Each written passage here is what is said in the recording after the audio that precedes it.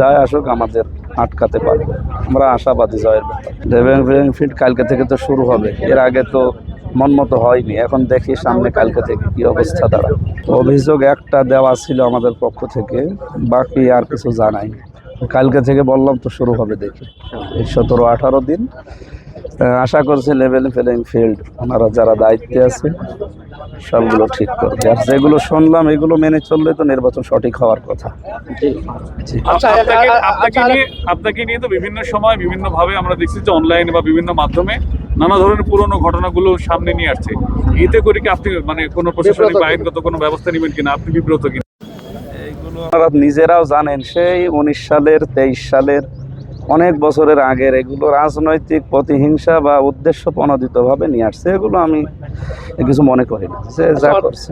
অনেকগুলো মামলা হয়েছে ইতিমধ্যে ভিন্ন জেলায়, এই ঘটনাকে কেন্দ্র করে আপনার পুষ্পতল পোড়ানো হয়েছে, আপনার বিরুদ্ধে বিক্ষোভ মিছিল হয়েছে, এই বিষয়গুলো কিভাবে দেখছেন? বিষয়গুলো দেখা সব আল্লাহর উপরে ছেড়ে দিয়েছে। আমাকারও আমাকার আল্লাহ, আল্লাহু খায়রুল মাকির। ঠিক আছে, এতে করে কি ভোটের মাঠে আপনার বিরূপ প্রতিক্রিয়া সৃষ্টি হবে বলে মনে করছেন? ওনারা তো চেষ্টা চালাচ্ছে, কিন্তু আমি মনে করি এগুলো সচেতন জনগণ মানবে না।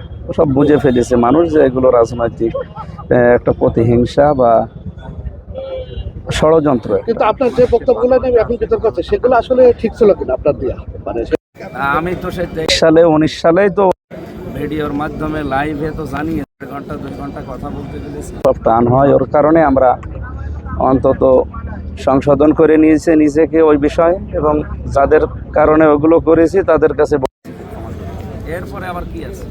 আচ্ছা, শেষ করছি। হ্যাঁ, আপনার দৃষ্টিকোণ থেকে, এবং আপনি তো একজন ইসলামী মুফতি, একজন সেই আপনার জায়গা থেকে আসলে এই নির্বাচনটাকে মানে কেমন হওয়া দরকার বলে আপনি মনে করেন? না, নিরপেক্ষ এবং সুষ্ঠু হওয়া দরকার, এবং প্রত্যেকের অংশগ্রহণ দরকার। আমরা চাই যারা বৈধ দল যে কয়টা আছে এদেশে প্রত্যেকে যেন অংশগ্রহণ করে। এবং ঈদের যে আমেজ আমরা আগে দেখতাম, আমি তো নির্বাচন মানে বলতে গিয়ে আমার এ বয়সে আজ পর্যন্ত তো আমি ভোট দিতে পারিনি, এবারে যেহেতু প্রথম, এমনি দেখেছি নির্বাচন কেমন হয় আগে, ওই রকম একটা পরিবেশ আবার ফিরে আসুক। হ্যাঁ ভোটের বিষয়টা, এর পাশাপাশি কি আপনারা হ্যাঁ ভোটের প্রচারণা চালাচ্ছেন কিনা, বা হ্যাঁ ভোটের প্রয়োজনীয়তা আসলে কি, এই বিষয়টা কি, এই মেসেজটা কি ভোটারদের দিচ্ছেন? আর কেউ নেই ছোট করে হ্যাঁ ভোটের বিষয় বলতে এগুলো আমরা হায়ের পক্ষে আছি, কারণ যেগুলো যে সমস্ত কারণে পক্ষে থাকা লাগবে এগুলো অলরেডি প্রচার হচ্ছে। এই প্রচারের মাধ্যমগুলো সরকার নিজেরাই চালাচ্ছে। আমাদের এই ভোটের সাথে সাথে হ্যাঁ ভোটের প্রচারও থাকবেন। হ্যাঁ ভোটের গুরুত্বটা একটু যদি বলেন ছোট্ট করে। আমরা চাই আগামীতে কেউ যেন ফ্যাসিস্ট হয়ে না ওঠে, এর সবচাইতে বড় গুরুত্ব এটা। এবং একক সিদ্ধান্তে কেউ দেশ চালাতে পারবে না। হ্যাঁ ভোট যদি আসে, এবং জনগণকে সাথে নিয়ে আপনাদের এই রাষ্ট্রের প্রত্যেকটা কাজ করা লাগবে।